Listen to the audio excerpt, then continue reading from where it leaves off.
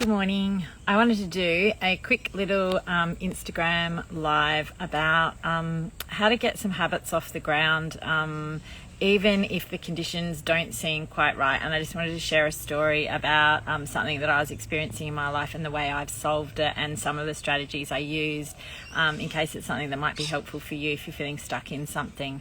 So during COVID, I really got into an amazing routine of doing morning yoga because I was able to. There was a looseness in the day. That dropped off towards the end of last year, in part to do with I had my kids 100% of the time. There was a lot of lockdowns, cancellations, things getting in the way, had a lot of work going on, and I fell out of this routine, this rhythm that I'd created, which was really about starting the day in this really particular way. And I wasn't happy with that. I wasn't feeling great. So what I wanted to do was to effectively kind of gamify my yoga and my fitness routine by using some of the strategies that we use in all areas of creating really good habits. And I'm using this as an example, but you can apply this to other areas where you want to create a good habit. So one of the things I've done is I downloaded an app. It was really inexpensive. I got it at half price, in which point that a few of the things I was wanting to look at, which was meditation, which was fitness, and which was yoga, were all in the same place. So that means I've reduced a step for myself. So it's not a matter of I need to, Google something or try and find it. I've also made it a little bit more flexible so that if I miss the deadline of the class, which at the time was 6 a.m. for some reason, so I'm either up earlier or I'm up a bit later, or I've got to do it later in the day. I've loosened that, but I've put a structure in place, which means when I'm available, it's ready for me to go straight away. So I've created something that's more available. Rather than being in a position that said, there isn't a class, I'll have to go and Google something, or I have to go to Insight Timer and try and find a meditation, or I have to find this teacher or work out this class. It's all kind of there in a bite-size one location.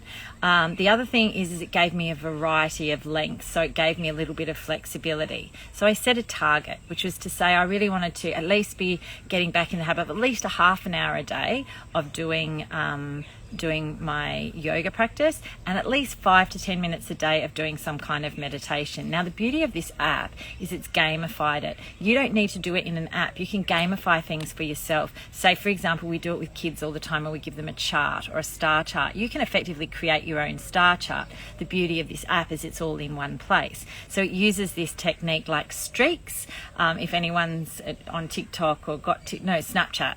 If anyone uses Snapchat, I clearly don't, but my son does. So he's always forever I know I'm going to wreck my streaks. And the reason streaks works is it hooks you into being in there all the time. It's one of the ways social media hooks you in and gives you some reinforcement. So when we're trying to get a habit, we want to create some positive rewards in our body, and they might be external, like we treat ourselves to a reward, or they might be internal, like we kind of biochemically hack ourselves. So the beauty of having something like a streak, and I've talked about this with people when we do goal setting, is when we set the goal, if we've got the right goal, when we start taking steps towards it, we actually get like a little dopamine hit. So we biochemically hack ourselves when we take a step, which is why when we write a list and we tick it off, it works. So effectively this became like my list.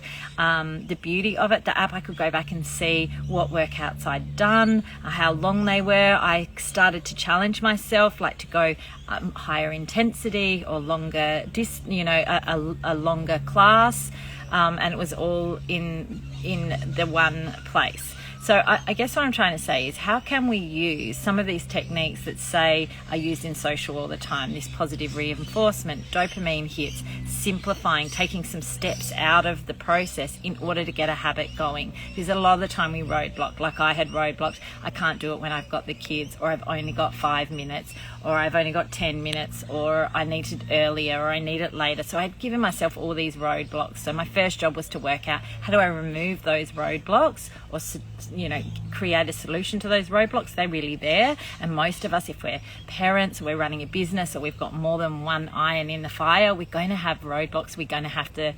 not fall at the first hurdle. The other one is gamifying. So how can you reward yourself, whether that's a list with ticks, or you do yourself a star chart, or whether you use an app that tracks or records what your progress is. How can you gamify it? How can you biohack yourself so you're getting yourself some rewards, some dopamine hits, so that biochemically it becomes associated with something positive. And you can also do that through ritual. You can do that through creating a beautiful space that you come to for a certain activity, or creating expectations around it. So and I just want to say that it's working. It has got me back into a routine. Now my body's getting used to it, and I'm getting all the other real big benefits, which is feeling healthier, less body aches, sleeping better, feel better in my body, hopefully it looks better. I'm getting those benefits, which is why do we do the exercise. But I needed these smaller ones to just kind of get the habit ingrained. So if there's something in your life, a habit you need to be doing, and it can be work related, it can be personal life, learning, fitness, whatever it is, can you use some of those strategies to break through whatever it's holding you back? And just to loosen, to get around some of those roadblocks. Instagram Live's a perfect example. So I'm making this video Instagram Live, even though actually nobody's watching it right now live. And I thought, no one watches them, just do a video. And I'm not going to do a video, because if I do a video, I'll rewatch it, I'll criticize it, I'll be worried about it, I'll end up redoing it. It's a total time waster. Doing the live, once I started doing them, I got over the anxiety and went, it's not that big a deal. Sometimes a few people do jump on and we have a little chit chat. Most of the times they don't. But now I've created my content and I'm much looser with myself about it. I haven't put so many rules around it, because that's what works in my life right now. So you've got to work with what you've got. Anyway, they're my thoughts about creating habits and some strategies that might get you across the line if you need to be creating some new ones.